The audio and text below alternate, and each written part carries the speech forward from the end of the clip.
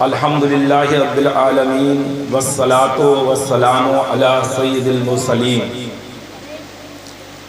وعلی آلہ واصحابہ اجمعین، اما بعد فاعوذ باللہ من الشیطان الرجیم، بسم اللہ الرحمن الرحیم۔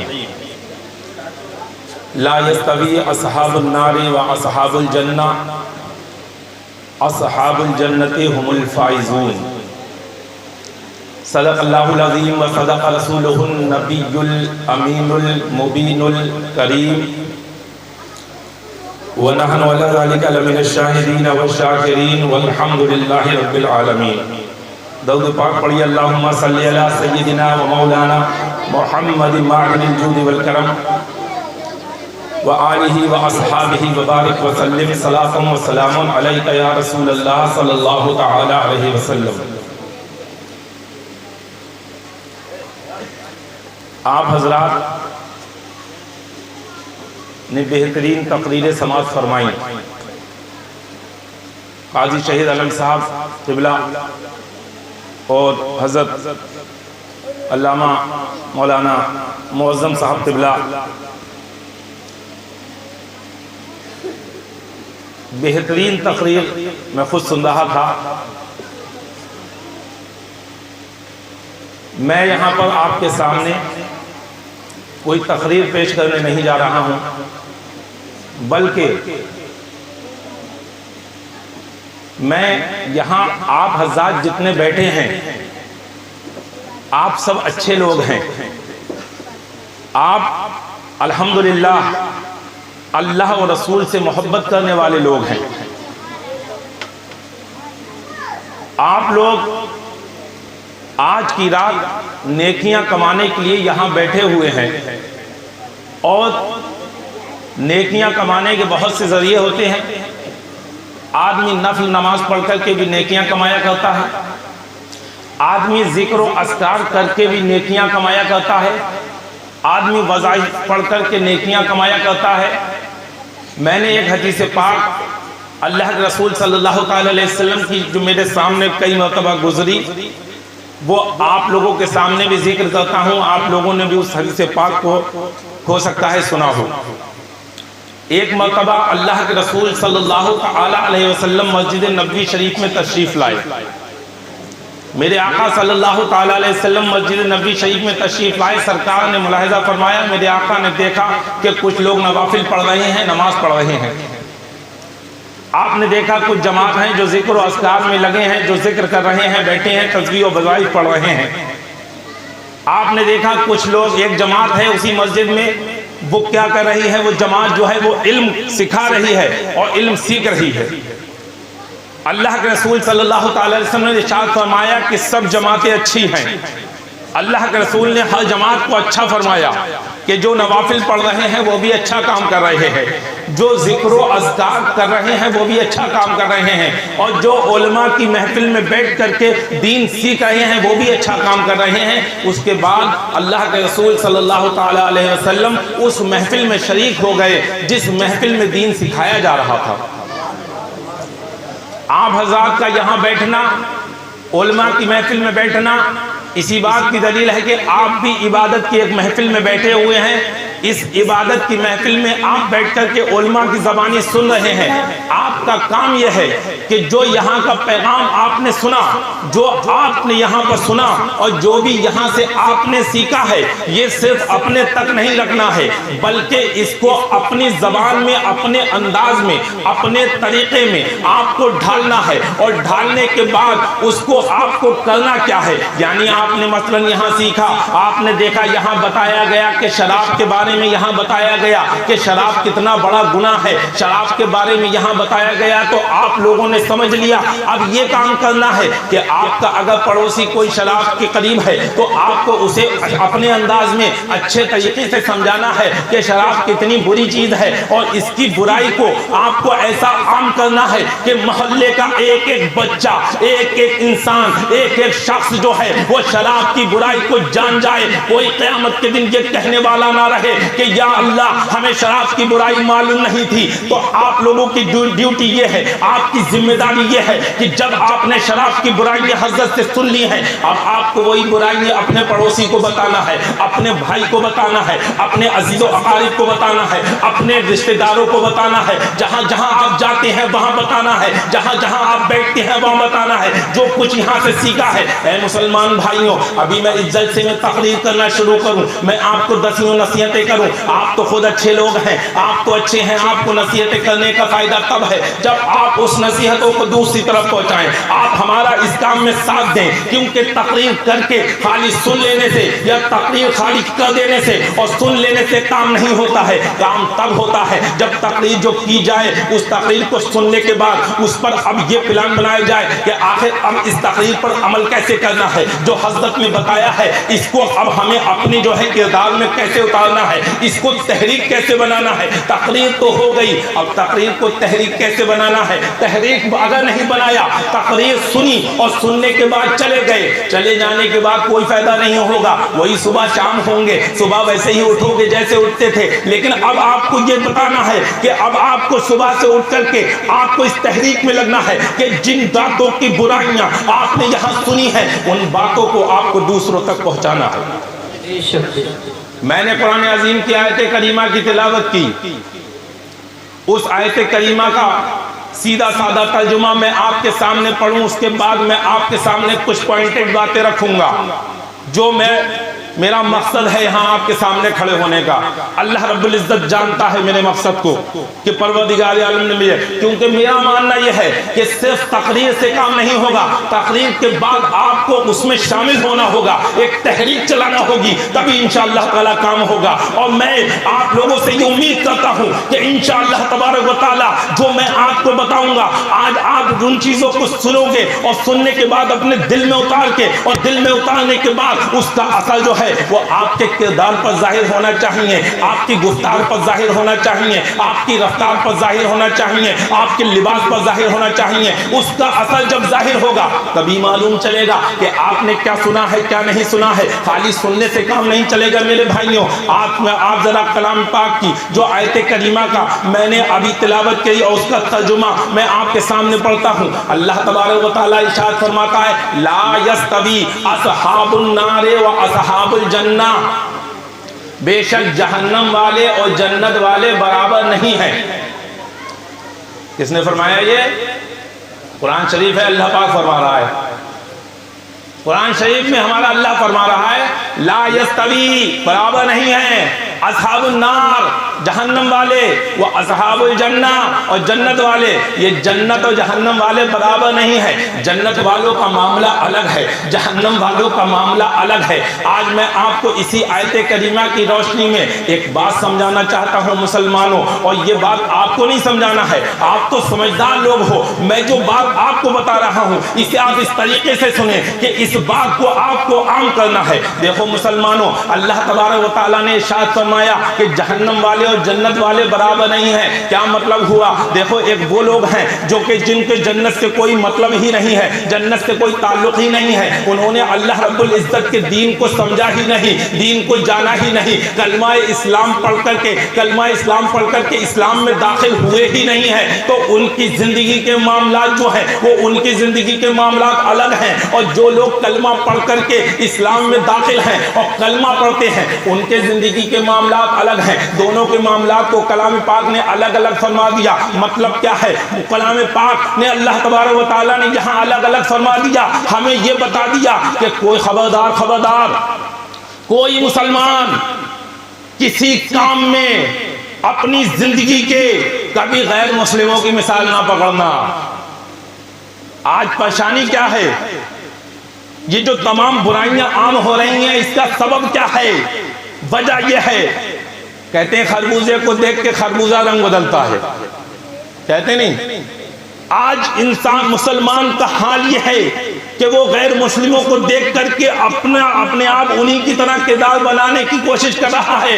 اے مسلمان، تمہارا رب کہہ رہا ہے کہ دیکھو غیر مسلموں کا معاملہ الگ ہے اور تمہارا معاملہ الگ ہے، تمہیں کسی طریقے سے بھی غیر مسلموں کی مثال نہیں لینا ہے۔ مثال کے طور پر ایک مسلمان ہے، اس نے کلمہ پڑھا، اسلام میں داخل ہے، کلمہ پڑھتا ہے، اللہ کے رسول صلی اللہ تعالی علیہ وسلم کی غلامی کا دم بھرتا ہے، جنت جنت کا دعوے دار اور امیدوار ہے اس کی زندگی کے معاملات الگ ہوں گے، اور جو اسلام سے دور ہے، اسلام سے جو نہیں جانتا ہے، اسلام میں داخل نہیں ہے، اس کے معاملات الگ ہوں گے۔ جو انسان اسلام میں نہیں ہے وہ اپنی زندگی کو چاہے صبح و شام اپنے کیسی گزارے، آپ ذرا غور کیجئے، جو انسان اسلام میں نہیں ہے وہ بھی صبح رات میں سوتا ہے، صبح کو اٹھتا ہے، کام کرتا ہے، کھاتا پیتا چلتا پھرتا ہے، شادی بیاہ کرتا ہے، سب کام کرتے ہیں۔ اور مسلمان بھی جو ہے وہ رات کو سوتا ہے، صبح کو اٹھتا ہے، کاروبار کرتا ہے اور کھاتا پیتا ہے، چلتا پھرتا ہے، شادی بیاہ کرتا ہے، سارے کام کرتے ہیں۔ تو معاملے الگ کیسے ہیں؟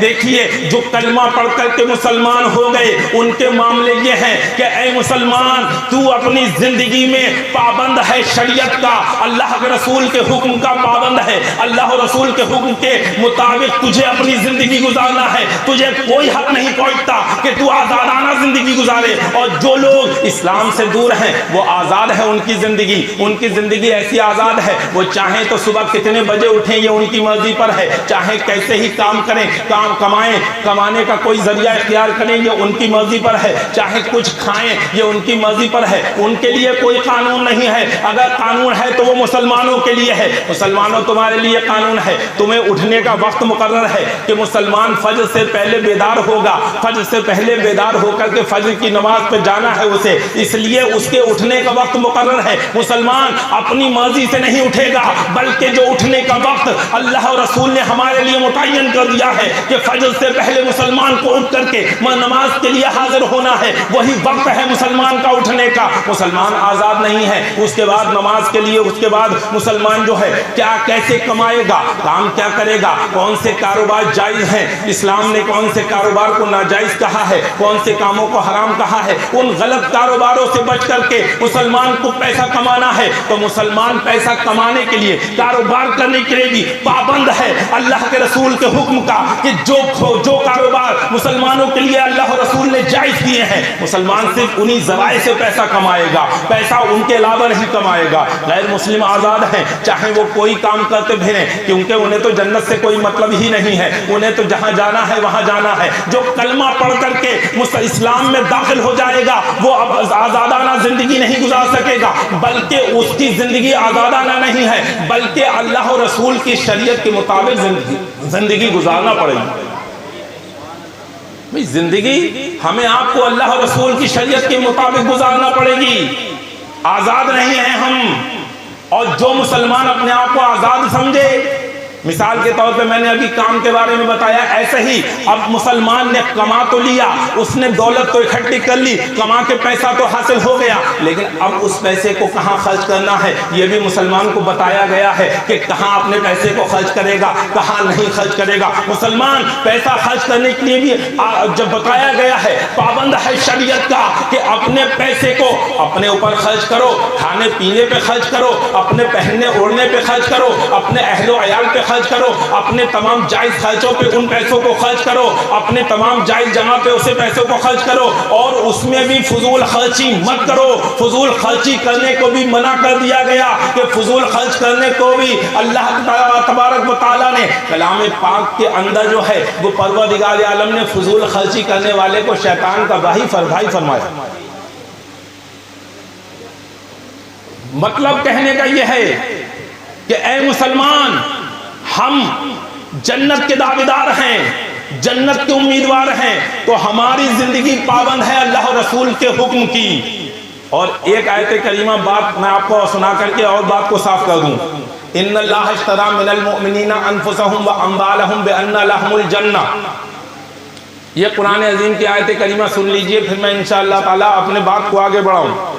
ان اللہ اشتری من المؤمنین انفسهم واموالهم بان لهم الجنہ، بے شک اللہ تبارک و تعالی نے مسلمانوں کے جان اور مال جنت کے بدلے خرید لیے ہیں۔ آئی سمجھ میں؟ اے مسلمان، یہ جان کس کی دی ہوئی ہے؟ یہ جان اللہ تبارک و تعالیٰ کی دی ہوئی ہے۔ یہ مال جو ہمارے پاس آتا ہے وہ کس کا دیا ہوا ہے؟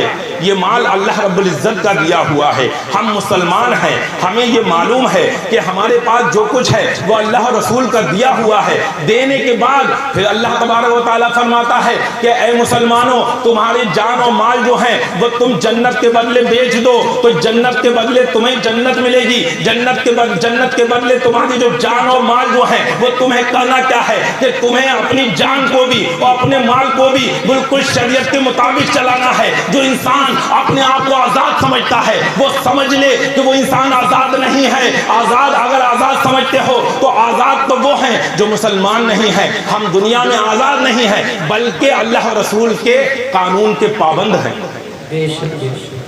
آج ہم لوگ مسلمانوں کا حال یہ ہے کہ مسلمان, آپ غور کیجئے, آپ لوگوں کی نہیں بات کر رہا ہوں میں, جو آپ کو میسج دے رہا ہوں وہ سمجھیے.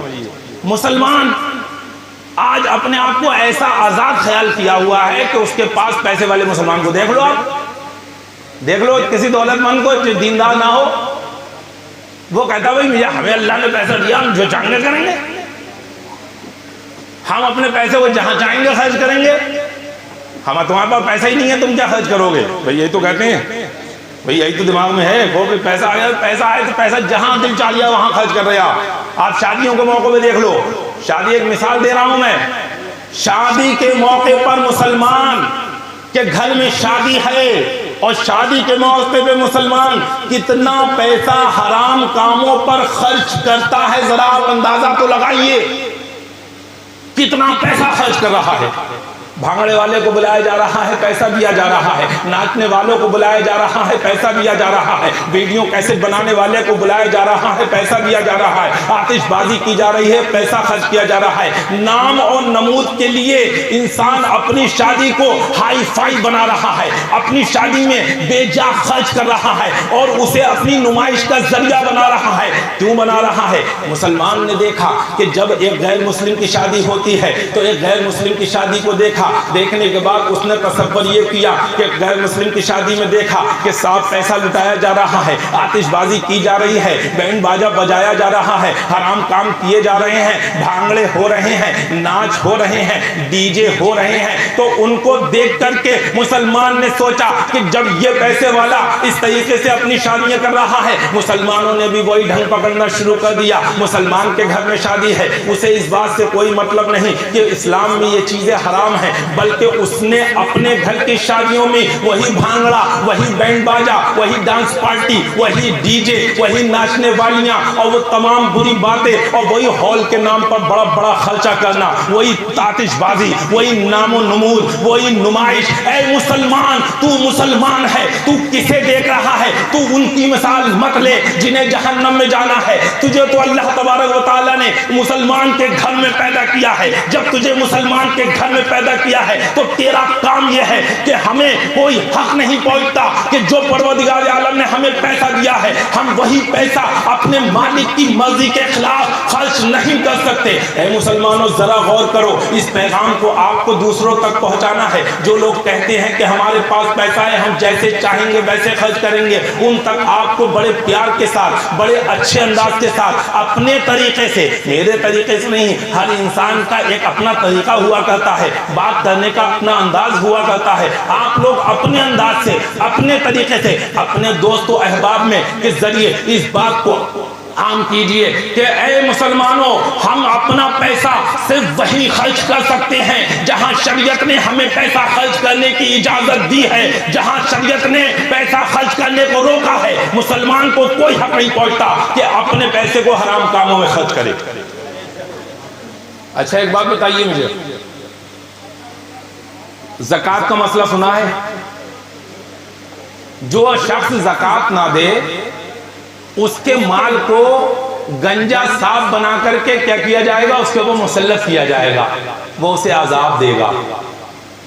زکوٰۃ جس نے نہیں دی, بھئی پیسہ جائز طریقے سے کمایا, اس کا پیسہ ہے, اب زکوٰۃ فرض ہے, زکوٰۃ نکالنا ہے, نہیں نکال رہا ہے, حرام کام میں خرچ کرنے کی بات نہیں، اور اس سے زکات نہ نکالا، جب زکات نہیں نکالی تو اس پیسے کے بارے میں آیا ہے کہ وہ پیسہ جب گنجا صاف بنا کر کے اس شخص کے اوپر مسلط کر دیا جائے گا اور اس کو جکڑ لے گا، اس کو ڈسے گا، اس کو کاٹے گا۔ بتاؤ، جس پیسے کی، جس مال کی زکات نہیں نکالی جائے وہ مال گنجا صاف بنا کر کے مسلط کیا جاتا ہے۔ تو جو پیسہ حرام کام میں خرچ کیا جائے، جو پیسہ ڈی جے والے کو دیا جائے، جو پیسہ بھانگڑے والے کو دیا جائے، جو پیسہ جو ہے وہ ناچ گانے والوں کو دیا جائے، جو پیسہ جو ہے ہر آتش بازی کو دیا جائے، جو ویڈیو کیسٹ والوں کو دیا جائے، کیا اس پیسے کے عذاب سے نہیں ڈرتے؟ وہ پیسہ کیا ایسے ہی ختم ہو جائے گا؟ کیا اس پیسے کا حساب کتاب نہیں ہوگا؟ کیا وہ آپ کے اوپر، کیا وہ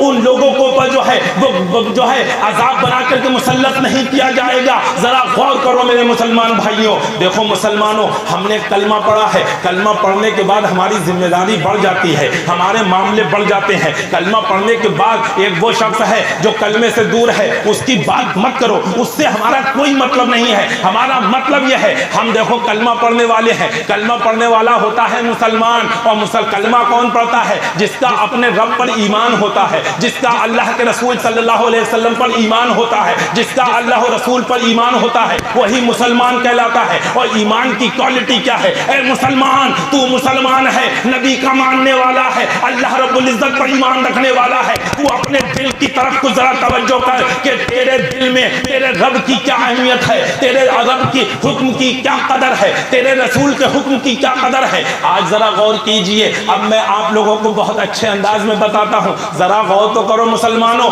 ہم کہتے ہیں ہم اللہ پر ایمان لائے، ہم نبی پر ایمان لائے، ہم اللہ و رسول پر ایمان لائے، ہم اپنے اللہ، اپنا مالک، اپنا خالق اللہ کو مانتے ہیں۔ اللہ ہمارا خالق بھی ہے، ہمارا مالک بھی ہے، ہمارا رازق بھی ہے، یعنی اللہ نے ہمیں پیدا بھی کیا ہے، اللہ ہمارا مالک بھی ہے، اور اللہ تبارک و تعالی ہمیں رزق بھی دیتا ہے، کھلاتا بھی وہ ہے۔ یہ ہوا جس سے ہم سانس لے رہے ہیں یہ بھی اللہ تبارک و تعالی ہمیں دیتا ہے۔ جو پانی برستا ہے یا جو پانی ہم پیتے ہیں زمین میں سے نکال کر، وہ بھی اللہ تبارک و تعالی نے ہمیں عطا کیا۔ ہمارے اوپر اللہ رب العزت کے کتنے احسان ہیں، ذرا غور تو کرو مسلمانوں۔ اب ان احسانوں کو یاد رکھنا۔ اب میں آپ کو بات بتانے جا رہا ہوں، یہ اللہ رب العزت کے احسان ہمارے آپ کے اوپر ہیں۔ اے مسلمانوں، ہمارے آپ کے اوپر اللہ رب العزت کے کیسے احسان ہیں۔ لیکن اب آؤ، اب ذرا آ جاؤ، ذرا جائزہ لیتے ہیں اپنے دل کا کہ ہمارے آج کل کے مسلمانوں کے معاشرے کا حال کیا ہے۔ ہماری کسی سے دشمنی ہو جاتی ہے، ہماری کسی سے ناراضگی ہو جاتی ہے،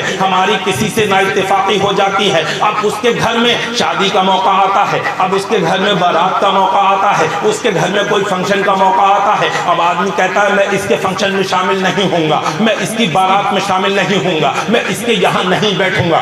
کیوں نہیں بیٹھو گے بھائی؟ کیونکہ اس سے میری ناراضگی ہے، اس سے میری دشمنی ہے، اس سے میرا اتفاق نہیں ہے بلکہ نا اتفاقی ہے۔ اپنی نا اتفاقی کی وجہ سے میں نے مسلمانوں کو دیکھا ہے، کلمہ پڑھنے والوں کو دیکھا ہے کہ وہ اپنے پڑوسی کے یہاں فنکشن میں نہیں بیٹھتے ہیں، اپنی رشتہ داری میں فنکشن میں نہیں بیٹھتے ہیں، چھوٹی چھوٹی ناراضگیوں کے لیے جو ہے وہ ان کے فنکشن چھوڑ دیا کرتے ہیں۔ اب تم نے اپنے آپ کی ذات کو کیا سمجھا؟ تم نے اپنے آپ کو کیا سمجھا؟ تم نے اپنی اوقات کو یہ سمجھا کہ میری نا اتفاقی ہے تو میں فنکشن میں نہیں بیٹھوں گا۔ اب آ جاؤ دوسری طرف، اللہ رب العزت کا قانون ہے، کوئی انسان اللہ رب العزت کے قانون کو پامال کر رہا ہے، حرام کام کر رہا ہے، اپنی شادیوں میں، اپنے فنکشنوں میں ویڈیو کیسٹیں بنوا رہا ہے، بے پردگی کے جو ہے وہ کام کر رہا ہے، ڈی جے گانا، ناچ گانا، بے حیائی کے کام ہو رہے ہیں، اور ان سے کہا جا رہا ہے کہ اس آدمی سے کہہ دو کہ جب تم یہ ناجائز کام کرو گے تو ہم تمہاری شادی میں شریک نہیں ہوں گے۔ تو آدمی کہتا ہے ارے بھائی دیکھو سمجھا رہے ہیں، مان جاتا ہے تو ٹھیک ہے ورنہ بیٹھ جائیں گے ہم شادی میں۔ اللہ رب العزت کے نافرمان کی شادی میں بیٹھتے ہوئے مسلمانوں کو دیکھا گیا ہے، اللہ کے رسول کی نافرمانی کرنے والے پڑوسی کی باراتوں میں ہم نے آپ لوگوں کو بیٹھتے ہوئے دیکھا ہے، ہم نے دیکھا ہے وہاں پر آپ کو کھاتے ہوئے دیکھا ہے، پیتے ہوئے دیکھا ہے۔ اے لوگوں، تم نے اپنی ذات کے لیے، اپنی چھوٹی سی نا اتفاقی کے لیے اپنوں پڑوسی کو چھوڑ دیا، اور اللہ رب العزت کی صبح سے شام نافرمانی کرنے والے کے آپ شریک ہو۔ شریک ہو یا نہیں ہو؟ باراتوں میں جا رہے ہو نہیں جا رہے ہو؟ کیوں جا رہے ہو؟ تم نے اپنی قدر زیادہ سمجھ لی کہ اللہ رب العزت کی ذات کی قدر سے، اس کے حکم کی قدر سے۔ آج سے تحیہ کرو، کسی ایسی بارات میں نہیں جاؤ گے جس بارات میں عورت و مرد کا علیحدہ علیحدہ انتظام نہیں ہوگا. بالکل صحیح بات کر رہا ہوں، بالکل صاف. تقریروں سے کچھ نہیں ہوگا، پکی بات کرو میرے ساتھ. خالی تقریروں سے کچھ نہیں ہوگا. بات بتاؤ، اپنی ناراضگی دیکھتے ہو. آج کہو کہ ہم آج جو ہوا آج تک اسے چھوڑ دو، ختم کرو. اس کا ذکر کرنے سے کوئی فائدہ نہیں. آج آپ کے گھر میں شادی کیسی ہوئی اس کو بھی چھوڑ دو.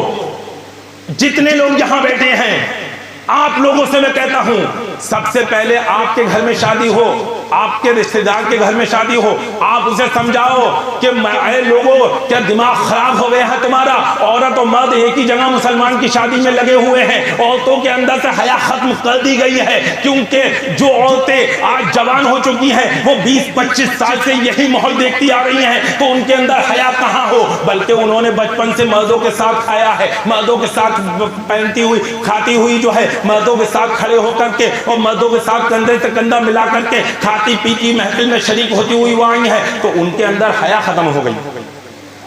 اور جب حیا ختم ہو گئی، اسی حیا ختم ہونے کا نتیجہ ہے کہ آج کی لڑکی غیر مسلم کے ساتھ بھاگتی ہے. اما کیوں بھاگ رہی ہے؟ غور تو کرو. انہیں تم نے سکھایا نہیں ہم نے کہ غیر مسلم اور مسلمان میں فرق ہے یا نہیں ہے. انہوں نے جیسا مسلمان کو دیکھا ویسے غیر مسلم کو دیکھا. ہم نے آپ نے سکھائی نہیں انہیں. تو اب ایک دم سے نہیں سیکھ جائیں گے، لیکن سب سے پہلا کام یہ کرو، جتنے لوگ یہاں بیٹھے ہو یہ وعدہ کرو، تہیہ کرو اور پکا ارادہ کرو کہ اب ہمارے گھر میں شادی ہوگی تو انشاءاللہ عورتوں کا انتظام مردوں سے بالکل علیحدہ کیا جائے گا. بھائی کون کون ہماری اس بات کی تائید کرتے ہیں؟ ذرا ہاتھ اٹھا دیں. جو انسان یہاں بیٹھے ہیں، جو لوگ بیٹھے ہیں یہاں، جو یہ کام کر سکتے ہیں وہ ہاتھ اٹھائیں کہ ہاں انشاءاللہ ہم اپنے پروردگار عالم کو گواہ بنا کر کے، اللہ رسول کو گواہ جان کر کے جو ہے ہم وعدہ کرتے ہیں کہ اب ہم اپنی شادیوں میں عورت و مرد کا انتظام علیحدہ کریں گے. اچھا، علیحدہ کا مطلب یہ نہیں خالی ایک پردہ ٹانگ دیا، یہ بھی سمجھ لو، میں بتا دیتی ہوں. ایک پردہ ٹانگ دیا آپ نے، ادھر مرد ہے ادھر عورت ہے، کیونکہ عورتوں کو ابھی عادت پڑی نہیں ہے، وہ سب ادھر آ جاتی ہیں، اور مردوں کو بھی عادت نہیں ہے، وہ ادھر پہنچ جاتی ہیں. پردے سے کام نہیں چلے گا، بلکہ عورتوں کو بالکل کورڈ کر دو، کورڈ، اور اس کے اندر ہی ان کا انتظام کرو. اور کہو کہ پریشانی آ رہی شادی میں تو بھائی شادی ہلکی کرو. میں آپ کو بتا دوں، سب سے ساری برائیوں کا ایک جواب میں دے کے جا رہی ہوں آپ کو. جتنے لوگ یہاں بیٹھے ہو اس بات کا پکا ارادہ کرو کہ شادیاں ہلکی کریں گے.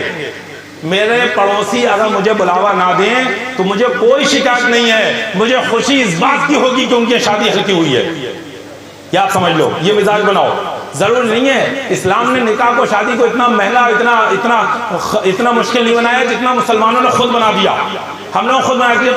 جب تک 400-500 لوگوں کو کھانا نہیں کھلا دیں گے تب تک مسلمان کی شادی نہیں ہو رہی ہے. ضروری ہے یار، مختصر محفلوں پہ لاؤ شادیوں کو، مختصر اپنے عزیز و اقارب اپنے خاص لوگوں کو بلاؤ، اور بلانے کے بعد دونوں طرف سے لوگ بیٹھو اور نکاح کر دو، ختم.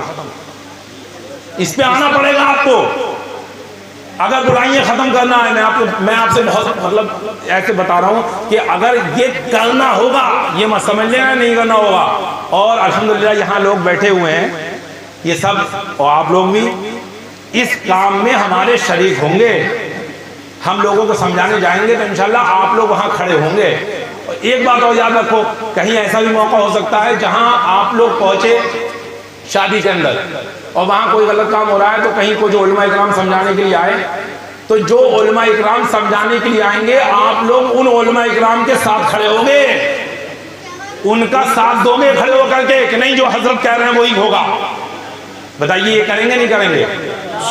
کوئی دیکھو ماحول ہمارے آپ سے ہے بھیا، ہم آپ جو ماحول چاہیں گے وہی ماحول بنے گا. ہم آپ سے ماحول ہے، ہم آپ جب سدھریں گے تبھی تو ماحول سدھرے گا. آج مسلمان کلمہ پڑھ لیا لیکن اس کلمے کی تازگی اس کے دل میں محسوس نہیں کر رہا ہے، نظر نہیں آ رہی ہے، شیطان نے اس کے دل کو ایسا سیاہ کر دیا ہے کہ اسے کلمے کا نور نظر نہیں آ رہا ہے۔ آج مسلمان کا عالم یہ ہے کہ مسلمان نام بھر کا مسلمان رہ گیا ہے۔ آپ لوگ الحمدللہ اچھے لوگ ہیں۔ آج اگر ہم کسی مسلمان کے گھر پہ جا کر کے یا اس کے کارخانے میں جا کر کے اسے سمجھاتے ہیں کہ یہ گانا بجانے سے بچو، تو اس کو یہ سمجھ میں آتا ہے یہ تو عجیب بات کر رہے ہیں، کیسے آدمی ہے یہ لوگ عجیب بات کر رہے ہیں؟ آتا نہیں آتا، کہتے ہیں عجیب بات ہے گانے بجانے والا، کیونکہ وہ اسلام کی اس سوچ سے، اسلام کی روح سے، اسلام کی اس تعلیم سے اتنی دوری بنا لی ہے انہوں نے کہ انہیں اسلام کی تعلیم بھی عجیب سی لگ رہی ہے۔ لیکن اس کے لیے انشاءاللہ ہم کوشش کر رہے ہیں، آپ حضرات ہمارا ساتھ دیجئے۔ اے لوگوں، اللہ تبارک و تعالیٰ نے آپ کو مسلمان بنایا تو آپ مسلمان بن کر کے رہیں۔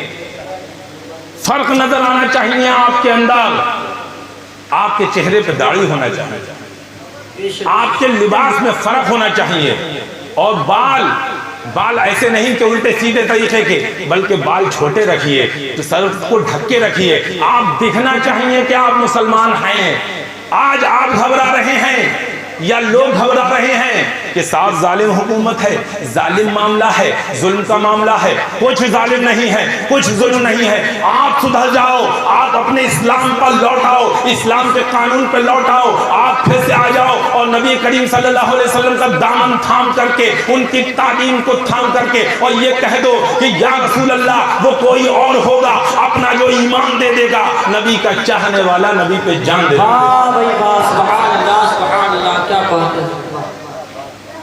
آج آپ نے دیکھا ہوگا مسجد میں نماز پڑھنے جاتے ہیں ہم، آپ اللہ تعالیٰ نے توفیق دی ہے، آپ لوگ سب نمازی لوگ ہیں، یہاں بے نمازی نہیں ہیں۔ جلسوں میں ہم لوگ نصیحت کرتے ہیں نا، تو ہم سوچتے ہیں کبھی کبھار کہ آج کنہیں نصیحت کر رہے ہیں، جو تو یہ لوگ تو خود ہی اچھے ہیں، تبھی تو یہاں بیٹھے میں آئے ہوئے۔ تو ہمیں اس بات کو، اس پیغام کو آگے تک پھیلانا ہے۔ آج نماز پڑھنے مسجد میں پہنچنے والا، اور اس کے لباس کا عالم کیا ہے، آپ ذرا غور کیجئے۔ وہ ایسی چست پینٹ پہنا ہوا ہے کہ جس سے اس کی نیچے سے لے کے اوپر تک کی ٹانگیں صاف دکھ رہی ہیں، اور جانے کے بعد اسے شرم نہیں ہے کہ میں کیا لباس پہنا ہوا ہوں، نیچے سے اوپر تک کی ساری ٹانگیں صاف دکھ رہی ہیں، اور جانے کے بعد وہ مسجد میں آگے صف میں بیٹھ رہا ہے، امام صاحب کے پیچھے بیٹھنے کی کوشش کر رہا ہے۔ وہ یہ نہیں سمجھ پا رہا ہے کہ جب ہم نماز کے لیے مسجد میں گئے ہیں تو ہمارے لباس کا عالم کیا ہے، ہمارے لباس کا حال کیا ہے، کہ ہم جب نماز میں ہوں گے تو ہم رکوع میں بھی جائیں گے، ہم سجدے میں بھی جائیں گے، رکوع میں پیچھے والوں کو جو ہے وہ ہمارا حلیہ کیسا دکھے گا، سجدے میں ہمارا عالم کیسا دکھے گا۔ اس بات کی شرم نہیں ہے، کیونکہ قمیض یہاں تک ہے، ٹانگیں جو ہیں اوپر سے نیچے تک دکھ رہی ہیں، رکوع میں اس کا حلیہ الگ دکھ رہا ہے، سجدے میں اس کا حلیہ الگ دکھ رہا ہے، لیکن شرم نہیں آ رہی ہے۔ اے مسلمانوں، ایک دوسرے کو ٹوکنا شروع کرو، اچھے طریقے سے سمجھانا شروع کرو، اور ایک دوسرے کو بتاؤ، یہی ایک بات ہے جس سے آپ ماحول روک سکتے ہو، ماحول کو سمجھا سکتے ہو۔ اگر آپ نے ماحول کو سدھارنا ہے، ماحول کو آپ کو صحیح کرنا ہے، تو آپ کو اپنے گھر میں نصیحتیں کرنا شروع کرنا ہوں گی، آپ کو اپنے دوستوں کو سمجھانا شروع کرنا پڑے گا، آپ کو اپنے رشتہ داروں کو اچھی باتیں بتانا شروع کرنا پڑیں گی۔ انشاءاللہ تبارک و تعالیٰ آپ کو بھی اس کا اجر و ثواب ملے گا، اور پھر آپ دیکھنا کہ انشاءاللہ بہت جلد یہ معاشرہ جو ہے ماحول سدھرتا ہوا نظر آئے گا۔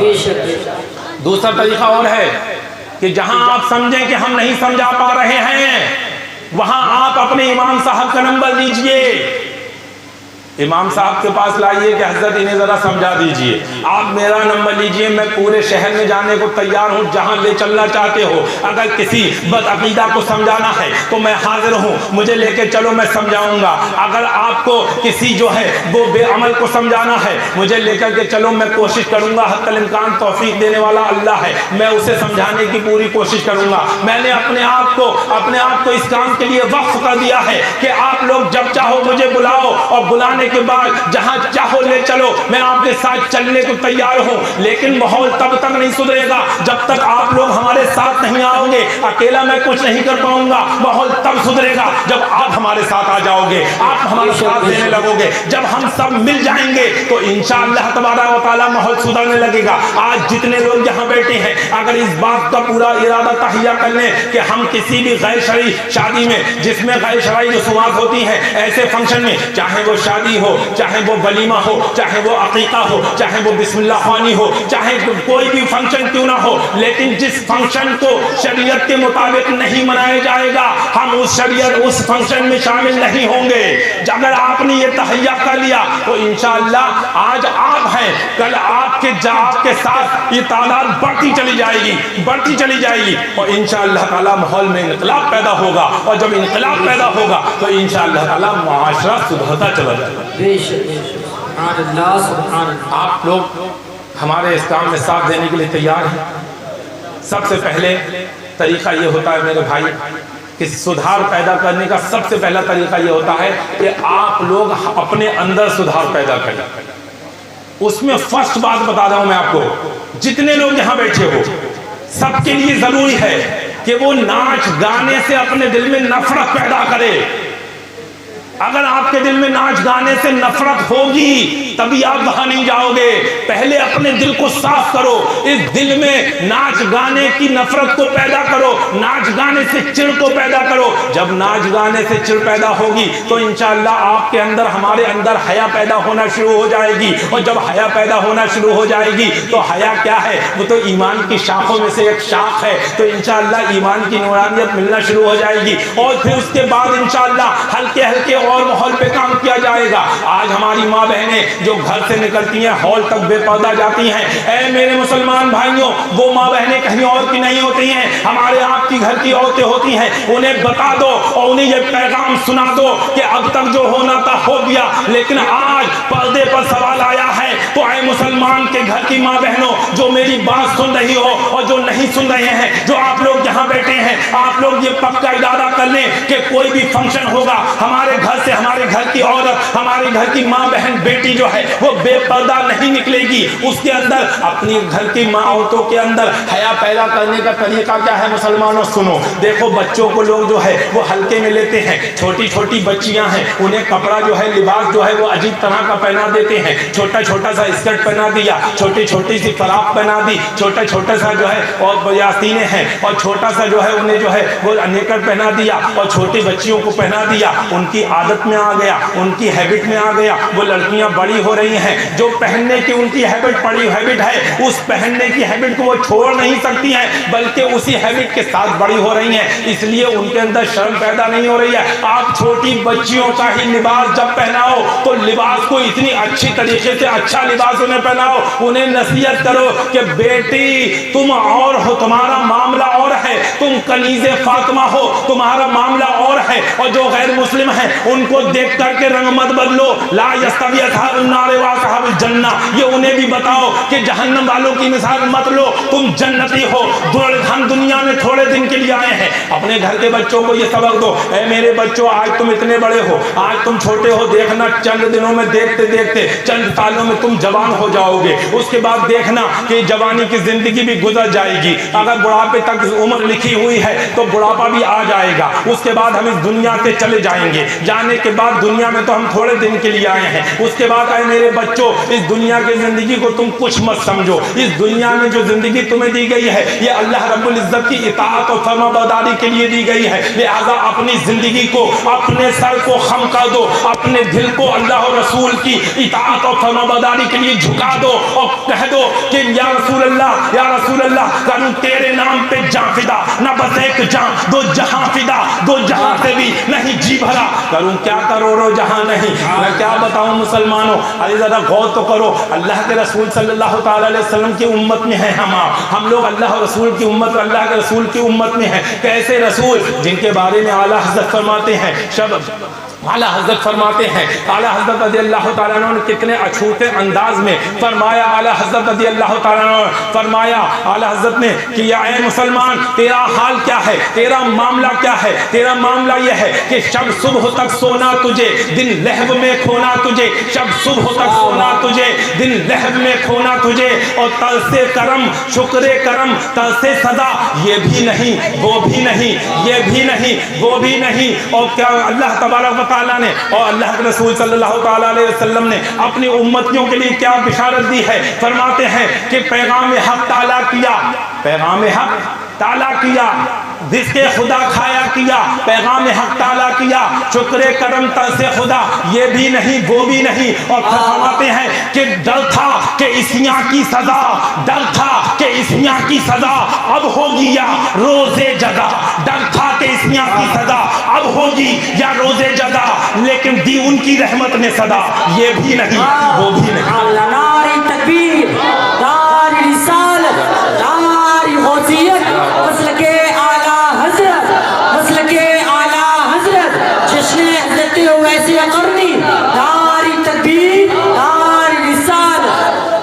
سبحان اللہ۔ اللہ کے رسول صلی اللہ تعالیٰ علیہ وسلم کی شان میں جو گستاخیاں ہو رہی ہیں آج، وہ ہمارے اعمال کا نتیجہ ہے۔ اگر ہمارے اعمال اچھے ہوتے تو کسی کی ہمت نہیں تھی کہ جو ہمارے نبی کی شان میں گستاخی کرتے۔ آج وہ گستاخی کر رہے ہیں، تم اپنے اعمال سدھارنا شروع کر دو، وہ لرز جائیں گے، کانپ جائیں گے۔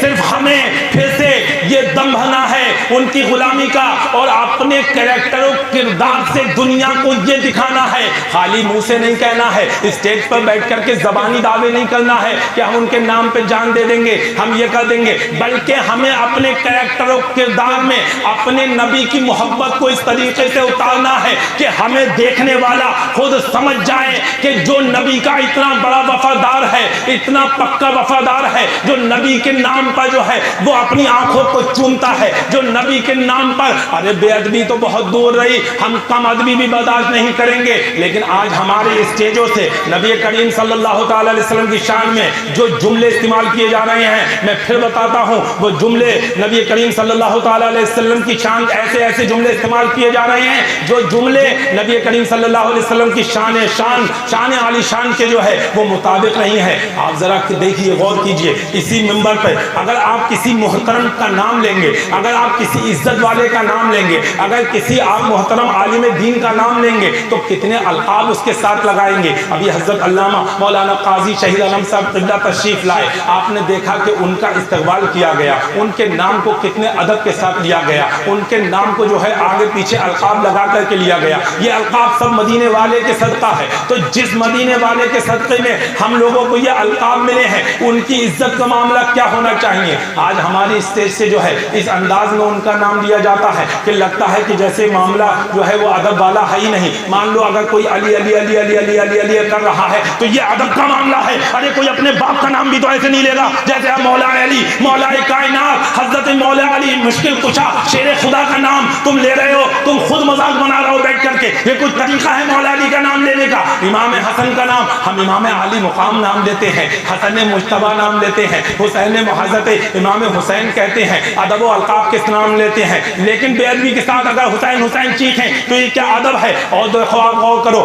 اگر کسی کے باپ آتے ہو، کسی کے باپ کی پیدائش کا دن ہو، وہ اپنے باپ کا نام لے کے کہتے سونا آیا سونا آیا، تو باپ ایک چنکٹ مارے گا کہ کیا بک رہے ہو، کیا بک رہے ہو۔ آپ اپنے باپ کو کہہ کے دیکھ لو، جاؤ میں بتا رہا ہوں، چیلنج کرتا ہوں، آپ کے والد صاحب گھر میں آئیں، جیسی دروازے سے داخل ہوں، دروازہ کھولیں، آپ فوراً چیخ کے کہہ دو سونا آیا سونا آیا سونا آیا سونا آیا، بتاؤ انہیں اچھا لگے گا یا برا لگے گا؟ بالکل صحیح بات بتا دینا، انہیں اچھا لگے گا برا لگے گا؟ آپ نبی کریم صلی اللہ تعالی علیہ وسلم یعنی 1000 بار بچویم دہن سے مشک و گلاب، یعنی کہ اپنی زبان کو آپ 1000 بار مشک و گلاب سے دھو، تب بھی ان کا نام لینا جو ہے وہ بے ادبی ہے۔ ان کے نام کو آپ سونا آیا کون سے عظمہ انداز میں لے رہے ہو، جب تم نے اپنے نبی کی عظمت اور عزت اور اپنے ان کے وقار کو خود اپنی اسٹیجوں سے پامال کر رہے ہو اور بیٹھ کر کے جھوم رہے ہو، چیخ رہے ہو۔ ارے محفل کا ادب تو یہ ہے، محفل کا ادب ادب تو یہ ہے کہ نبی کریم صلی اللہ علیہ وسلم کے جس محفل میں ادب ہو وہاں بے جا مسکرانا بھی بے ادبی ہے،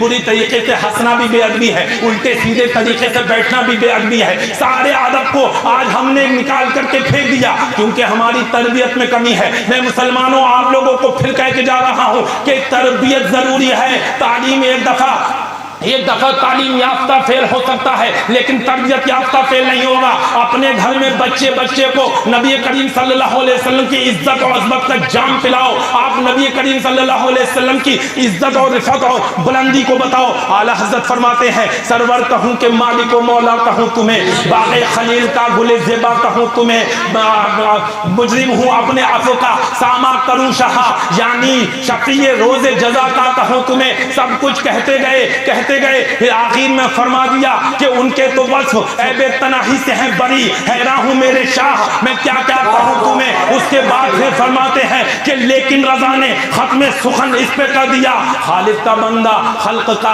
آقا کہوں تمہیں، خالق کا بندہ خلق کا آقا کہوں تمہیں۔ کہیں فرماتے ہیں ظہیر عزت و اطلاع محمد کہ ہے عرش حق زیر پائے محمد، خدا ان کو کس پیار سے دیکھتا ہے جو آنکھیں ہیں محفل لقاء محمد۔ خدا کی رضا چاہتے ہیں دو عالم، خدا کی رضا چاہتے ہیں دو عالم، خدا چاہتا ہے رضا محمد صلی اللہ تعالی علیہ وسلم۔ واہ کیا جود و کرم ہے شہ بتہا تیرا، نہیں سنتا ہی نہیں مانگنے والا تیرا، اور فرش والے تیری شوکت کا علو کیا جانے، خسروا عرش پہ اڑتا ہے پھریلا تیرا۔ اے مسلمانوں اپنے نبی کی عزت و عظمت کو اپنے سینے پہ اس طرح بساؤ کہ جب تم اپنے چھوٹے سے بات کرو تو نبی کی پیار و محبت کی بات کرو، ان کی عظمت اور عزت کی بات کرو، ان کی رفعت کی بات کرو، ان کی بلندی کی بات کرو، ان کی شان کریمی کی بات کرو، ان کی شان سخاوت کی بات کرو، ان کی شان عطا کی بات کرو، ان کی دریائے رحمت کی بات کرو، ان کے ہمیشہ اپنے گھر میں صبح شام کا ماحول کو بدلو۔ اپنے بچوں سے اگر بات کرو تو دن میں 4-6 مرتبہ 10-20 مرتبہ جتنی اللہ تمہیں توفیق دے انہیں تم نبی کریم صلی اللہ علیہ وسلم کی عزت و عظمت کا سبق پڑھاؤ، بدل دو اپنے آپ کو۔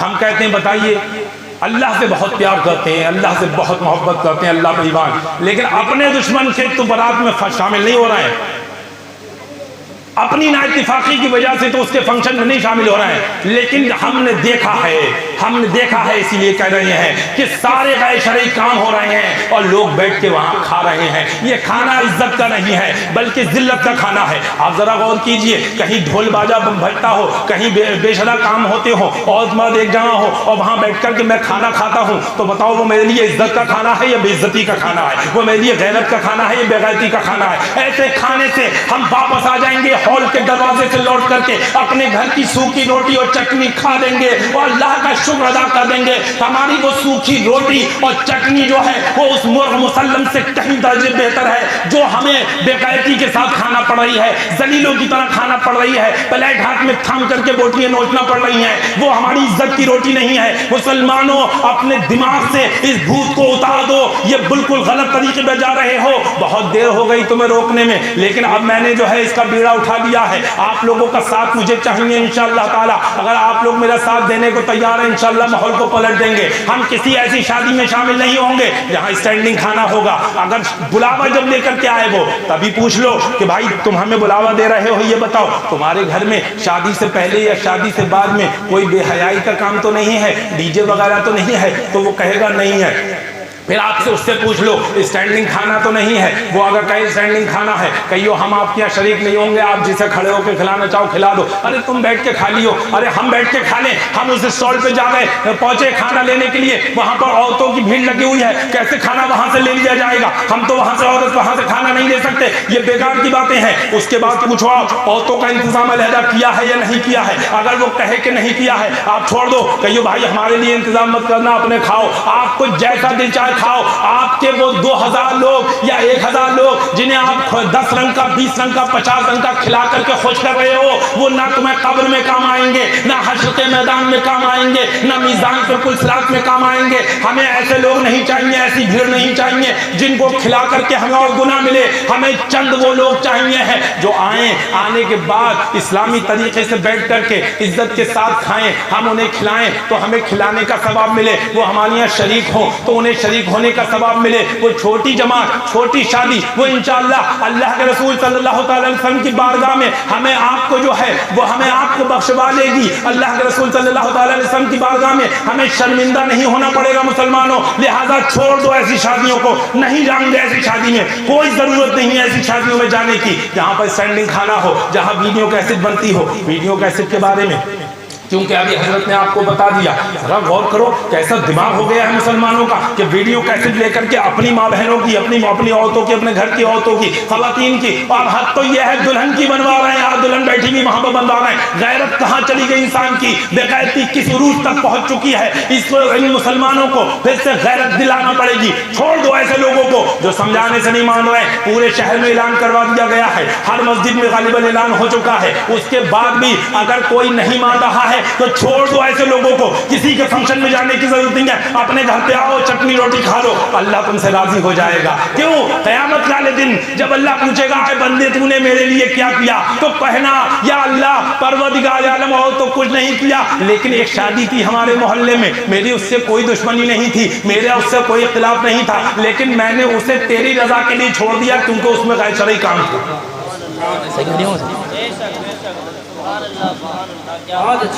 وہ نماز پڑھی، نماز فرض ہے پڑھی، یہ تو حدیث شریف سے ثابت ہے، میں تو اس لیے مختصر بتا رہی ہوں۔ ایک بندہ آئے گا، حساب کتاب ہوگا اس کا، حدیث شریف سے ثابت ہے، وہ اللہ تعالیٰ اس سے پوچھے گا اے بندے تو نے میرے لیے کیا کیا؟ یا اللہ میں نے نماز پڑھی۔ اللہ فرمائے اگر نماز میں نے تیرے اوپر فرض کی، تو نے نماز پڑھی، بہت اچھی بات ہے، اگر نہیں پڑھتا میں تجھے سزا دیتا، لیکن تو نے میرے لیے کیا کیا؟ وہ کہے گا یا اللہ میں نے روزے رکھے۔ اللہ فرمائے گا میں نے روزے تیرے اوپر فرض کیے، تو نے رکھے، میری عبادت کی نیت سے رکھے، تو نے اچھا کام کیا، لیکن تو نے میرے لیے کیا کیا؟ بندہ ایک ایک کر کے اپنی ساری عبادات کو جو ہے، اپنی عبادتوں کو جو ہے وہ اللہ کی بارگاہ میں پیش کرے گا، زکوٰۃ کو پیش کرے گا، حج کو پیش کرے گا، عمرے کو پیش کرے گا، قرآن عظیم کی تلاوت کو پیش کرے گا۔ اللہ رب العزت جو ہے ہر چیز کو جو ہے جب منع کر دیا جائے گا، بندہ عاجز ہو کے کہے گا یا اللہ نماز میرے لیے، روزہ میرے لیے، عبادتیں میرے لیے، یہ سب جو میں نے کی ہیں یہ میں نے اپنے لیے، یا اللہ تیرے لیے میں کیا کر سکتا تھا؟ اللہ رب العزت ارشاد فرمائے گا کیا کبھی تو نے میرے لیے کسی سے دشمنی لی؟ یہی تو امتحان ہے، بہت بڑا امتحان ہے، آدمی دھوکے میں ہے سمجھ نہیں رہا، یہی تو امتحان کا وقت ہے، جا کے حتہ کھائی آئے۔ صحیح کہہ رہی ہوں میں؟ یہی تو دکھانا تھا کہ تمہارے دل میں اپنی ویلیو ہے، یا اللہ رب العزت کی قدر کے حکم کی قدر کتنی ہے۔ اگر اللہ رب العزت کے حکم کی قدر ہوتی تو وہاں نہیں جاتے، چاہے بے شمار مرغ مسلم رکھے ہوتے، طرح طرح کی ڈشیں رکھی ہوں۔ ارے یہی تو امتحان ہے، یہی تو امتحان ہے کہ سارے مرغ مسلم کو چھوڑ دو، اس چاؤمین ٹکی کو چھوڑ دو، اس تمام چیزوں کو چھوڑ دو۔ ارے یہ تمہارا بھلا کرنے والی نہیں ہے، یہ دنیا ہے، دنیا تمہیں لالچ دے رہی ہے کہ دیکھو تمہیں بتاشے کھانا ہے تو آنا پڑے گا، تمہیں چاٹ اور پکوڑا کھانا ہے آنا پڑے گا، تمہیں امرتی کھانا ہے تو آنا پڑے گا، تمہیں جو ہے کہ میں لالچ دوں گا، رسگلے کا لالچ دوں گا، کولڈ ڈرنک کا لالچ دوں گا، حلیم بریانی کا لالچ دوں گا، میں تمہیں زردے کا گلاب جامن کا لالچ دوں گا، میں تمہیں سب چیز کا لالچ دوں گا۔ اے مسلمان ایک طرف اللہ کا فرمان، ایک طرف اللہ کا فرمان ہے، اللہ کی نافرمانی ہو رہی ہے، ایک طرف تجھے امرتی اور گلاب جامن دکھ رہی ہے، تجھے حلیم اور بریانی دکھ رہی ہے، تجھے چکن تندوری دکھ رہا ہے، چھوڑ دے، یہی تو امتحان کا وقت ہے، اس وقت چکن تندوری کو چھوڑ دے، اس وقت چھوڑ دے سب کو، اس وقت یہ دیکھ کہ میں یہ چکن تندوری یہ میری زندگی بھر کام آنے والی نہیں ہے، بلکہ میں نے تو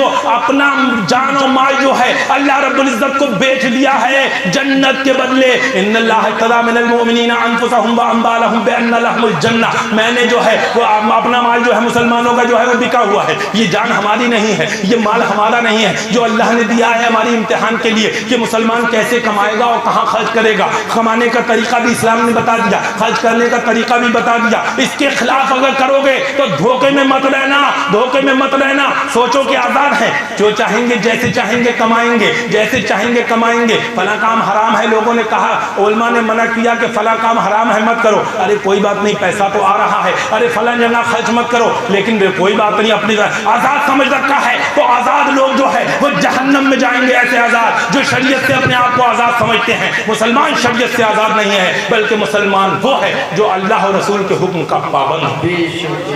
سبحان اللہ، بہت اچھا پیغام۔ میرے خیال سے سمجھ میں آ گئی ہوگی بات، تفصیل تو بہت ہے، حاصل کلام اتنا سمجھ لو کہ اپنے دل کو پکا سچا مسلمان بن کے رہو.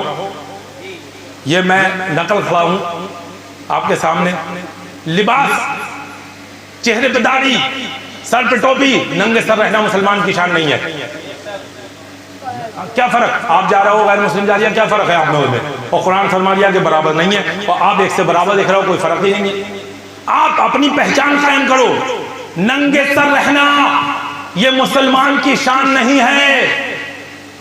اور جو اللہ تعالیٰ کو پسند کیا ہے میں یہ بتاؤں آپ کو.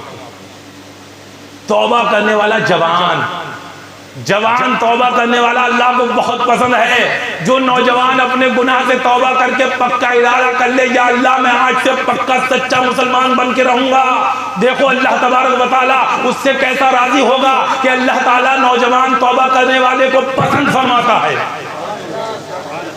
تیار ہیں آپ لوگ توبہ کرنے کے لیے؟ ٹانگ نیچے کر لیجئے. ہے نہیں؟ جب توبہ ہی کرنا تو پھر صحیح سے آ جاؤ. ابھی کوئی بات نہیں، ابھی آپ کے پاس توبہ نہیں ہوگی، لیکن اب یہ بتاؤ، میری کچھ باتیں آپ کے سمجھ میں آئی؟ اب آج سے آپ انشاءاللہ تعالیٰ بال چھوٹے کرائیے اپنے، آپ کے لیے نہیں مطلب باڈی کو کچھ، اور لوگوں کو سمجھائیے، اور بالکل ایسے لباس میں آئیے نظر، اور یہ کہہ دیجئے کہ یا رسول اللہ، وہ کوئی اور ہوگا اپنا جو ایمان دے دے گا. نبی کا چاہنے والا نبی پہ جان. اے نوجوانوں، آج اسلام کو تمہاری ضرورت ہے. ہم نے دیکھ لیا ادھیڑ عمر والوں کو سمجھا کے، ان کے دماغ میں کچھ آتے نہیں، گوبر بھرا ہوا. حضرت 50 سال والے نہیں ماننا ہے، نوجوان مانتا ہے. اور جب سمجھانے جاؤ گھر پہ تو کہتے ہیں بچے نہیں مانتے. ہم کہا ارے بھائی یہ کیا کر رہا ہو؟ ارے ہم تو خود برا کہتے ہیں بچے نہیں مانتے. میں نے ابھی کہاں بچے بلاؤ ذرا، بچے سب ماننے کو تیار ہیں. میں نے تو یہ تجربہ ہے، بچے سب ماننے کو تیار ہیں. ایک جگہ ابھی 4-6 دن پہلے کی بات ہے، دانا والی سرکار کی درگاہ کے سامنے گلی میں لڑکے ناچ رہے تھے، ایک نوجوان لڑکے سب پہنچے اور مان گئے، سب سمیٹ کے رکھ دیا. لوگ کہہ رہے ہیں بچے نہیں مانتے. مولانا رضوان صاحب بھی تھے وہاں پر ہمارے ساتھ، مولانا جنید بھی تھے، یہ لوگ ساتھ میں تھے. ماشاءاللہ یہ لوگ ہر جگہ ساتھ میں رہتے ہیں. اللہ تعالیٰ انہیں بھی حوصلہ و زیادہ عطا فرمائے، آپ لوگوں کو بھی حوصلہ عطا فرمائے. اکیلے کا کام نہیں ہے. آج ہم 10 ہیں، 50 ہیں، 100 ہیں، آپ لوگوں کو بھی سب کچھ ساتھ میں آنا پڑے گا. جہاں ہماری ضرورت سمجھو، ہمیں بلاؤ، ہم آنے کے لیے تیار ہیں. انشاءاللہ تعالیٰ ہم پیار سے سمجھائیں گے، ہم بتائیں گے انہیں. آپ لوگوں کا ساتھ چاہیے. آپ لوگ اپنے طریقے سے اپنے دوستوں کو سمجھاؤ. ماحول کو پلٹنا بہت ضروری ہے، ماحول کو بدلنا بہت ضروری ہے. کوئی بڑا کام نہیں ہے اگر آپ جو ارادہ کر لو سب سے پہلے اپنے آپ کو بدلنے کا، اس کے بعد انشاءاللہ تعالیٰ دیکھو دنیا بدلتی چلی جائے گی. اور جن کے دماغوں میں جو ہے فطور ہے اپنے پیسے کا، جو اپنے آپ کو آزاد سمجھنا ہے، ان کے فنکشنوں کو چھوڑاؤ. تھوک کے چلے ایسے فنکشن میں ہمیں نہیں جانا، ایسی شادیوں میں نہیں بیٹھنا. اللہ تبارک و تعالیٰ ہمیں آپ کو سب کو توفیق عطا فرمائے. وآخر دعوانا ان الحمد للہ رب العالمین. استغفر اللہ ربی من کل ذنب و اتوب الیہ.